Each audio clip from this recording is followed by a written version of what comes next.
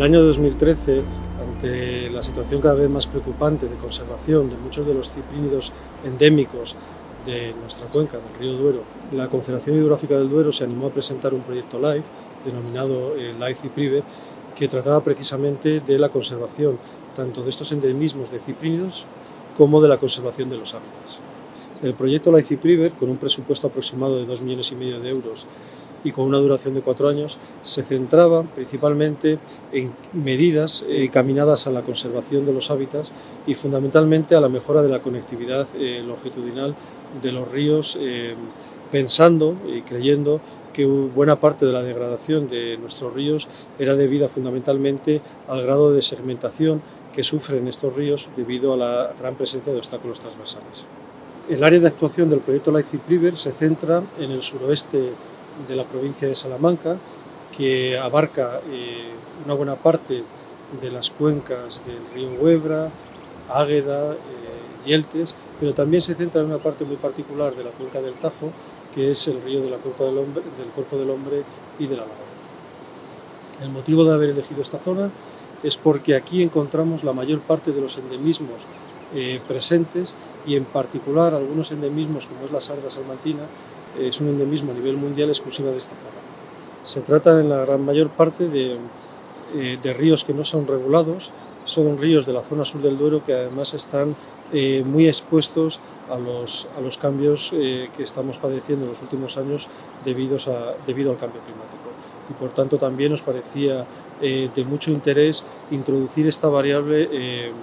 de los efectos que podía tener a largo plazo el cambio climático en estos ríos tan sensibles a cambios de caudal, a cambios en sus patrones de funcionamiento normales. Una de las desagradables sorpresas que nos hemos encontrado en el desarrollo de este proyecto LIFE es que inicialmente pensábamos que la mayor amenaza para la conservación de estos hábitats fluviales era precisamente la fragmentación de los ríos. Pero a medida que hicimos en las fases preparatorias del proyecto muestreos muy exhaustivos, nos encontramos que la presencia de un gran número de especies exóticas es sin duda una de las mayores amenazas que tenemos en la conservación de estos ciprínidos. Además, también nos hemos dado cuenta durante estos 4 años del proyecto que las zonas de dispersión, las zonas nuevas que inicialmente no estaban colonizadas por estas especies invasoras, poco a poco van ganando terreno y que incluso durante la vida del proyecto han aparecido algunas otras nuevas especies que no estaban al inicio. En zonas, ríos temporales con estiajes brutales, donde la temperatura en verano llega a ser un factor limitante para la supervivencia, es fundamental el mantenimiento del bosque de ribera. Hemos visto que el flujo subsuperficial tiene un papel decisivo en la supervivencia de algunas especies durante los meses más críticos del estiaje. El flujo subsuperficial está interrelacionado sobre todo con lo que es la propia hidromorfología. Si convirtiéramos un río en un canal homogéneo, el agua sería, por ejemplo, el flujo sería siempre subsuperficial.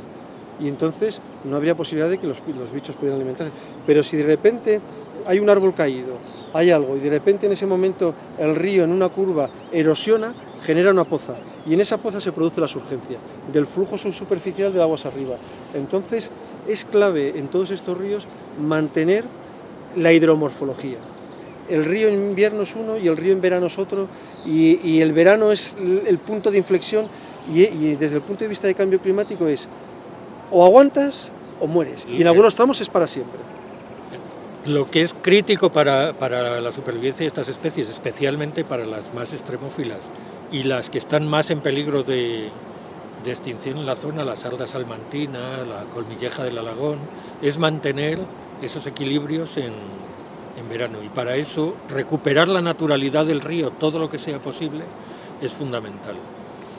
Tiene la contrapartida de lo que comentaba Carlos de las especies invasoras, que es la principal amenaza que tienen además del cambio climático. Por lo tanto hay que combinar el recuperar naturalidad del río para ponérselo difícil a las especies invasoras, y para que barbos, bogas, bordallos, calandinos, que se mueven mucho también, sigan teniendo poblaciones estables. Y el escenario más crítico de todo, que sería el perder esas especies, es lo que da origen a desarrollar los protocolos de conservación ex situ para tener previsto incluso el escenario más crítico de todos, que llevara a la desaparición de las especies en estos términos. La subida de 1 o 2 grados de la temperatura del agua cambia totalmente el escenario de distribución de muchas especies. Los salmónidos van a quedar confinados a zonas muy altas de los ríos, y tramos que ahora son eminentemente trucheros se van a convertir en tramos ciprinícolas, con los requerimientos de movilidad que tienen los ciprínidos ibéricos. Y no nos tenemos que olvidar